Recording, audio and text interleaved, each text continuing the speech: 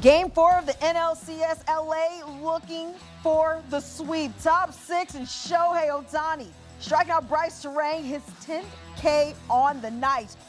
His outing on the bump was impressive, but I think what I want to show you is his outing at the plate.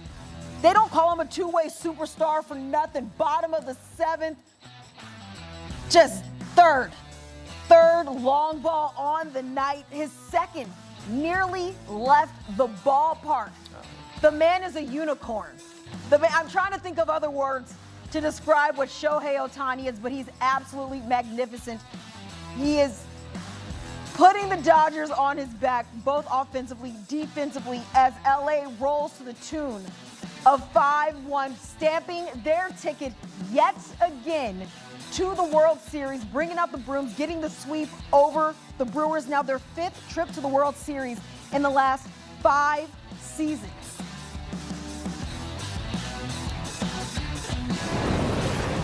Hey, LA heading back to the World Series as we are joined by former Red Sox third baseman Will Middlebrooks and former first-round pick Lewis Brinson. Just to say, I just have something. Oh, you got something for us? Yeah. Oh, we were looking for that. It was just the Dodgers were looking for that because they brought out the broom, getting the victory over the Brewers. And Lewis, we asked you pregame.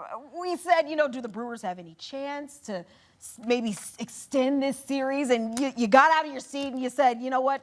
It's a wash. This whole thing is over. It's time to pack it up. But before we get into the details just of this game, because there's a lot that we can take away, some big performances, but who expected to see a sweep against the best team in baseball, the best record in baseball, one of the best offenses in baseball? Just how do you verbalize what this series and what this game meant? I definitely didn't expect a sweep. I definitely expected the Dodgers to come out on top, but I didn't expect this type of dominance from the Dodgers, man.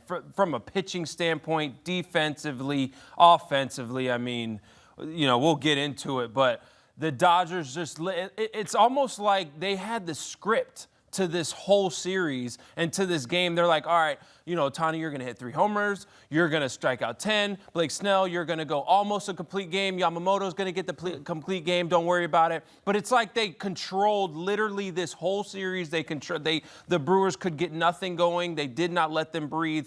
It was just a complete dominant performance by the Dodgers, man. I didn't expect a sweep, but I'm also not surprised by it. I mean, look at this. Look at these numbers from the starting pitching. I mean, this is historic. This is legendary. This isn't fair. No, these are 4 aces anywhere else, right? Mm-hmm. So I didn't expect the sweep. Yeah. To your point. Yeah. I am not surprised one bit. When you get pitching like that and then you have a lineup like that, the bullpen's not great, but who cares? When you get starting pitching like that, it doesn't matter. Exactly, and that was the big storyline when you're looking at this Dodgers team heading into the postseason. But, Will, you said pregame that Shohei will be motivated. This is his time to redeem himself and bounce back, especially after having a relatively quiet start to the postseason. And he certainly delivered. One night, 3 homers, one of which 469-foot blast that nearly exits the stadium. Well, if you can just break down what we saw out of Shohei at the plate. This is overall just the best postseason performance of all time. I can't think of anything that trumps that. Yeah. I mean, it just defies anything and everything that makes sense in this game. We've never seen anything like it. We will never see anything like this. And not to get weird about it, but we're so lucky to get to watch this in real time. Mm-hmm. This is historic what we're seeing, and we're becoming numb to his greatness because it's normal now. We see it every season now. This is special. This is unbelievable what we're seeing right now. This is unbelievable, man. I want to break down a little bit of what we saw, and obviously before the game, we went through what Ohtani was doing on the bad side of things, why he was struggling this postseason. But I want to kind of get into what he did right today and why he decided to just randomly show up all of a sudden. So first at bat, you could see by these takes, normally he's swinging at those pitches, right? And he takes this curveball, and all of a sudden that fastball right there, and then that slider hung. Well, it's like Quintana did exactly what he has been having issues with. What the scouting report he threw says the to perfect do. pitches. Absolutely. He made an adjustment. And it was this at bat. We were sitting upstairs watching this, and it wasn't that pitch. It was this one right here where we went. He's locked in. Oh man, he's locked in. Next Yeah. pitch. Yeah. See ya. That landed in somebody's tailgate. They're flipping burgers in the parking lot. Now they got a Rawlings in their grill. I mean, that left the stadium, Luke. Oh my God. And then this last at bat, I mean, again, auto take right there, auto take right there. He wanted that one, and then on the inner half. That's just stupid. I need you guys to understand, this ball was 98 on his hands, and he pulled his hands inside, kept the front hip in, going to the big part of the field, and said, I'm gonna just deposit this left center. And we were talking about him rounding the bases. Look at his face. His face was like stoic. This is get on my back, Dodger fans, my teammates, everybody that's a Dodger fan around the world, Japan, everybody just hop on my back. It was literally, like you said, stoic. The way he was running around the bases, like, yeah, man, I do this. I'd call him up. He's got nothing left to prove at this level. Right? What is he still doing? He needs a new level. What is he still doing in the big leagues? Call him up, dude. This is wild. Call him up. I'm still amazed at what we've seen and what we've witnessed from Shohei Ohtani, and something makes me believe that maybe he was watching you guys breakdowns on CBS Sports HQ. At first, you guys were standing at the wall breaking down the mechanics and what was so different in his swing, and obviously it worked there, and it worked in a big way, helping the Dodgers head their way to the World Series. But it wasn't just what he did, fellas, at the plate. It's also what he did on the mound. And you already made an attestment to this, what the performance that we saw, and it was incredible on all ends. But now, Lewis, I got to ask you, was this the single greatest performance that we have ever witnessed? Absolutely. And we go back to, I want to take it back to last year when he had the greatest regular season game ever. Going when he finally got to 50-50 in Miami, going 5 for 5 with 3 home runs, I think, in that game as well. Going 50-50, first player to ever do that. So that's 2 years in a row where we have seen the greatest game we have ever seen. So maybe next year he might hit 5 home runs in one game. I don't know. I don't know. While striking out 15. What we can see to just top the performances that Shohei just continues to deliver. But the Blue Jays offense, that was a major strength for them coming into this season. Or sorry, the Brewers offense coming into this season, ranking highly in several categories. I'm talking batting average, runs per game, doubles per game. But 4 runs plated across this entire series. Well, was the Dodgers' arms just too much for the Brewers? What was it? Well, they figured out they couldn't hit off speed, right? They hammered fastballs all year, and they rarely got to see the fastball. They would pitch them backwards. They would get ahead in hitters' counts. They would give them off speed 2-0, 3-1. If they went to the fastball, it was generally high velocity, top of the zone, where it was a really tough pitch for them to do any damage on. And when they missed off the plate.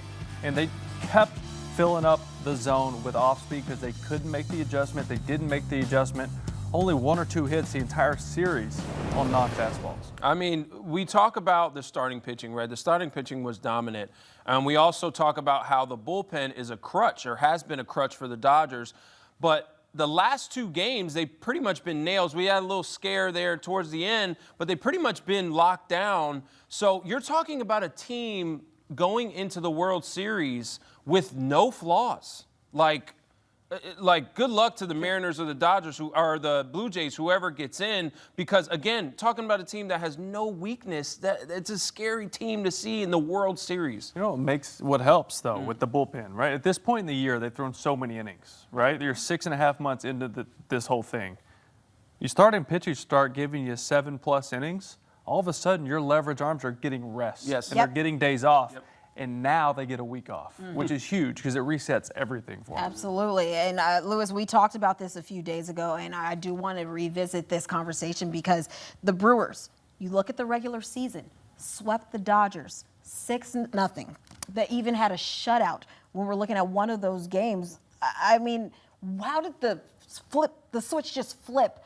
Well, in the regular season compared to the postseason. Right. Well, postseason experience matters. Yeah. And the Dodgers obviously won a World Series last year. They've been in the postseason a lot with this roster, and a lot of these guys have a ton of postseason experience.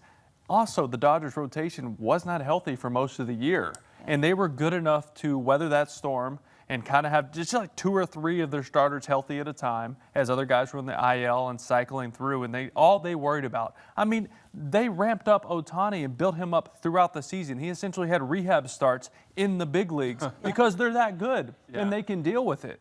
And they said, as long as we're healthy by the end of September, that's all we care about. They're a completely different team right now than they were when they played the Brewers throughout the regular season. Yeah, I definitely agree with that. I mean, it comes down to postseason experience. I mean, this Brewers team has been good for a little bit now, winning the Central, pretty much the last 2-3 years, I think. So, I mean, they have a good team, but again, the postseason is a completely different animal, right? We all know that, and the Dodgers have been here, it seems like the last 15 years or so, and these guys have been playing together, like Will said, for a long time. These guys know each other. They know ins and outs and how each other's ticks, but it was just a complete advantage for the Dodgers pretty much this whole series. And again, talk about the starting pitching. Everybody wasn't as healthy as they are now. The Dodgers slow played this all throughout the year. Again, rehabbing Shohei Ohtani throughout the whole year, and you get to the playoffs. It's like, all right, no, we're just saving all these guys for the playoffs. We'll get it right in the playoffs. Don't worry just to give the Brewers a little bit of love,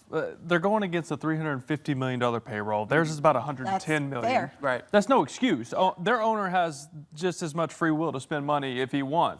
But what's impressive with the Brewers, with the payroll they have and the lack of superstar power, they develop these players, and they've been to the playoffs 7 of the last 8 years. But they can't get over that hump because they lack the superstar power, which you need in big games. Absolutely. Well, Shohei Ohtani, just got word Shohei Ohtani named MVP, but now he would look for another MVP, but in the World Series. But we'll need to do that as he awaits who his opponent will be. But as of now, Dodgers back-to-back appearances. Fellas, thank you so much for that insight. Take a look at this, guys. We keep talking about this unicorn, so let's just talk about him some more, shall we? 10 or more Ks and 2 or more homers in a game. Let's be honest. Like, we haven't seen this much in the history of baseball. It's happened, but it hasn't happened that much. Shohei, he hasn't done it just once. He's done it twice, you guys, and had a big one. A big one on Friday night that's taken him to the World Series yet again.